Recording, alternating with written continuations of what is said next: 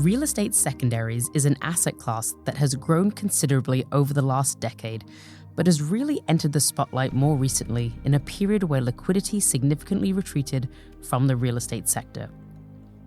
But as investors grapple with broader concerns about real estate values, what makes real estate secondaries an attractive solution? And what are some of the risks that investors should consider? My name is Rajakumar, and today I'm pleased to welcome back to the podcast Scott Koenig, Head of Real Estate Secondaries at Neuberger Berman, to share an update on this attractive area of the investment opportunity set. Scott, thanks for joining me today. Thanks, Anu. So Scott, last time I had you on the show, it was 2021, and of course a lot has unfolded since then, particularly the macro environment on the interest rate front. So let's hear a little bit about how real estate secondaries have been impacted over the last few years. Yeah. Well, thanks again for having me. The markets have changed a lot for real estate broadly and, of course, for real estate secondaries. In 2022, interest rates started spiking, which caused cap rates to move up, valuations in real estate pretty much across the board to drop. And that's caused property transactions to dry up as buyers and sellers waited to see where the cap rates would ultimately settle, where valuations would move to. And that created a real period of illiquidity for folks. On the one hand, that's provided a real opportunity on the secondary front. On the other hand, there's a lot of risks and challenges in a marketplace like that. Again, we're not necessarily taking a view on where we think cap rates and interest rates are going to go. So in a period where there's a lot of uncertainty, it's difficult to transact. However, we've seen so many investors, limited partners, and also GPs looking for liquidity from their real estate portfolios over the past 18 months and not able to find it. So it's a time of challenge, but also a time of opportunity. I think there's also an interesting opportunity in the next couple of years as interest rates hopefully stop rising, cap rates do come into focus, and sellers and buyers a little bit more ready to transact. Great. Thanks very much, Scott. That's some good background. Now, I know there's some great opportunities within real estate secondaries. However, there is some investor skepticism. So talk us through some of the main concerns that folks have when you're speaking to them about this particular asset class. Well, we're certainly hearing a variety of concerns. I think probably the two that we hear most often today are, first of all, real estate valuations are too high. So how can you be comfortable in the secondary market that you're buying at appropriate pricing? The second is just generally related to risks in the real estate market broadly. And I would say in both of those situations, both of those concerns, we tend to agree. Valuations in real estate funds are too high, in our opinion. They have been coming down, but whether you look at core funds, the NPI index that's released quarterly, I think still shows a cap rate that probably unrealistic and still needs to increase. So I think you're going to continue to see write-downs in core funds for the next couple of quarters. But also in value-add opportunistic funds where it's not as clear where valuations are, but almost certainly they're too high. They just haven't come down very much, even though interest rates have spiked. So when we look at fund valuations, they're elevated. And in order for a secondary buyer to be comfortable, the implied discounts are pretty steep. And so we really need to be careful about the things that we're buying. Frankly, you can't expect volumes to be particularly high in an environment like this because the bid-ask spread is pretty steep. The discounts are wide, and there aren't that many sellers who are willing to accept the big discounts. I do think also broader risks about real estate are valid. There are absolutely sectors of the real estate industry that are going through some significant changes. U.S. office, as an example, I think has a long way to fall still, unfortunately. And so in the secondary market, that's a real challenge. It's not something that we've been able to get comfortable with. Even previously strong property types like multifamily, I think, are still going through some challenges. Rent growth has slowed dramatically. It's even reversed in some markets. Cap rates, meanwhile, have moved up, but again, with fund valuations, probably not as much as they should have. So as we look at opportunities in those sectors in the secondary market, we think there's challenges. So I think in response to both of those issues, whether it's overvalued funds or risks in the real estate market, our view is you really need to be focused on the types of assets that you're buying. If you're buying a big, broad, diversified portfolio valued at yesterday's marks, that's pretty challenging. Either you're buying it at a steep discount, which the seller's unlikely to want to pursue, or you're taking some real property level risk, macro fundamental beta-like risk on the real estate market, neither of which feels great. Instead, focus on specific situations, specific assets, specific funds, really trying to find opportunities to buy good assets that have not fallen as much as the averages, who may be valued more fairly than what the indexes might suggest, sellers that are maybe more motivated than an average seller. And if you can be selective, if you can be patient, we think you can find real opportunities. Just requires you to be quite disciplined. Scott, you just described needing to be focused on what you're buying. What you said sounds a lot like you have to do fundamental analysis on these assets, which notoriously is quite challenging to do in secondaries markets. So tell us, how do you do that fundamental analysis, essentially? Sure. Not every situation allows you to do fundamental analysis. Clearly, there are opportunities in secondaries as a buyer where it might be an opaque situation. The GP reporting might not be very good. You might not have clarity on exactly what's in the portfolio. And those tend to be situations that we would shy away from. And I think it's really challenging. And I think one of the main risks of secondaries broadly to buy into a portfolio that you don't fully understand what's in it.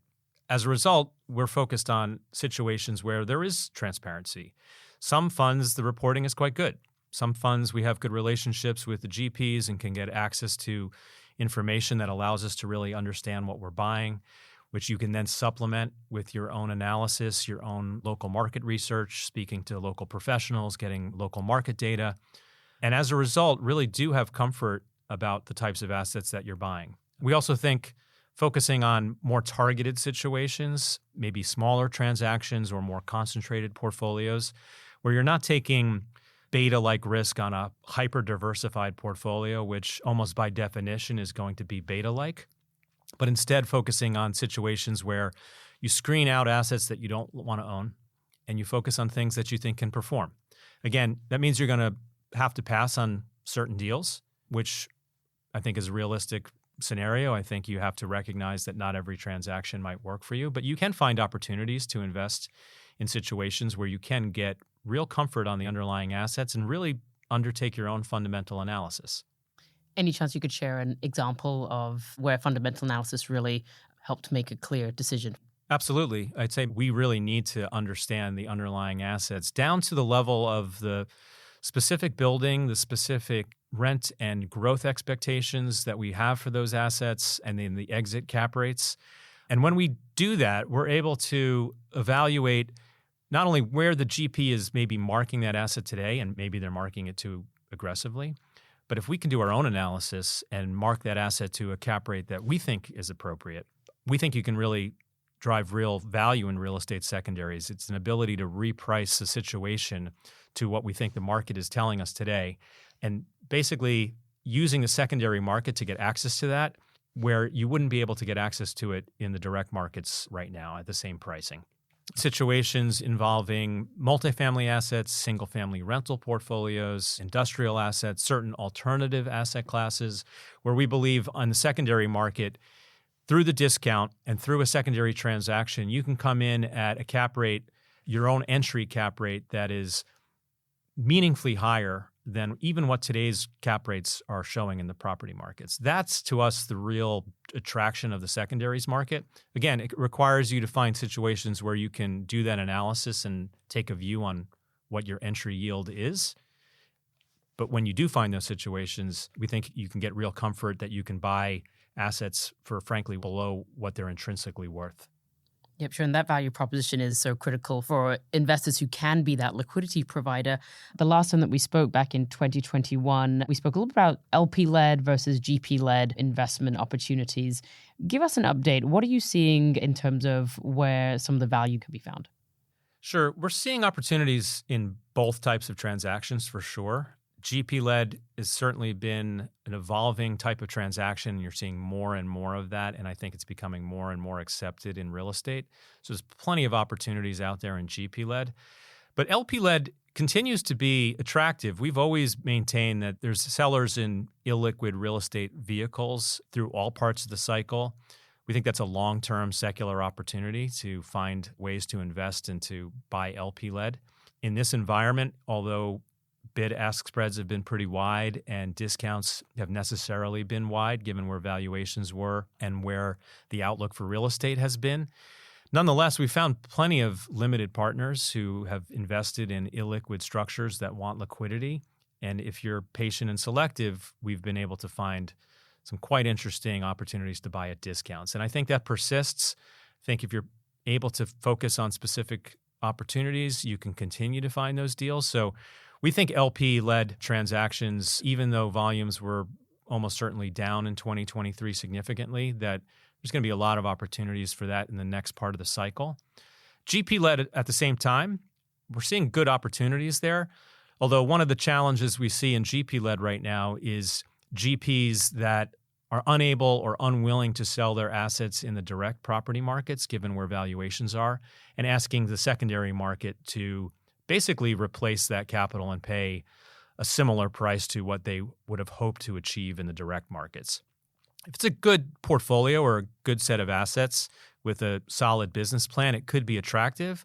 But at the same time, as a secondary group, I feel like you never really want to pay the same as you might in the direct markets. Otherwise, we would argue you should just go out and buy it directly. So you need, in our view, to drive a discount of sorts in the GP side. You need to be able to say that because of the GP transaction, because of the secondary construct, you're able to come in at a valuation that's better than what you can get in the direct markets. We do find GP-led opportunities that are like that. We've also seen some GP-led opportunities where, frankly, we question whether we're actually getting value or whether we're just replacing the direct markets. Yeah, it's an interesting paradigm, actually, that you're dealing with there. That's a great segue into my final question, which is really just about your outlook for the space. What are some of the future trends that you think we'll see in real estate secondaries in the coming year and beyond? Well, so first of all, I do think you're seeing real estate valuations come down across the private fund universe, which will facilitate more transaction volume. As the bid-ask spreads, it should allow sellers to transact. So I think that'll be a positive.